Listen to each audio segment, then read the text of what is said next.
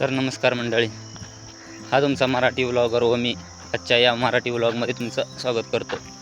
तर चला निघू मग. तुम्हाला वाटेत सांगतो कुठे कुठे आपण जाणार आहोत. तर सगळ्यात आधी पेट्रोल चेक केलं तर इकडे होतं 4 लिटर पेट्रोल. एवढ्यात तर आपण चंद्रावर पण जाऊ शकतो. तर निघालो की आता मध्ये आधी कुठं व्लॉग नाही बनवला, व्हिडिओ नाही बनवला, डायरेक्ट वडूच गाठलं. वडूच्या पुढे गेलो. आपण आत्ता आलो आहे वडूच्या पुढे, जवळपास 10-12 किलोमीटरवर, आणि इकडून पुढे चालू आहे दहिवडीला. तर आपला खरा व्लॉग म्हणायला गेलं तर तो दहिवडीच्या पुढे सापडणार आहे, कारण तिकडे जे आहे ते खरंच बघण्यासारखं आहे. व्हिडिओ लास्टपर्यंत नक्की बघा. तर मंडळी, आपण आलो आहे वडूच दहिवडी करून दहिवडीच्या पुढे, जवळपास 40 किलोमीटर अंतर पार केलं आहे. इथं थांबलो म्हणजे गाडीला थोडासा तरी आराम दिला पाहिजे. चांगलंच तापलंय. तर रबरी लोगो असतो ना, हा तो पण भासतोय. समजला काय? पेट्रोल किती शिल्लक आहे?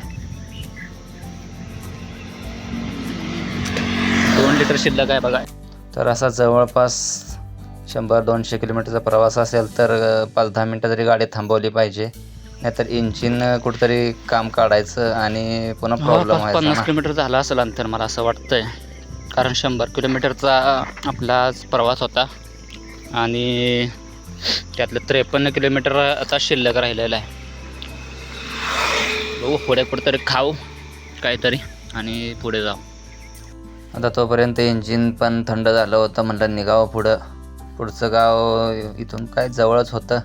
काहीतरी खाण्याचा प्लॅन केला. म्हटलं सकाळपासून नॉनस्टॉप गाडी चालवतोय तर बघू काहीतरी खाऊ, आणि त्या हिशोबाने निघालो. ऊन पण लागत होतं आणि उन्हाच्या झळा तर भयंकर बसत होत्या बघा.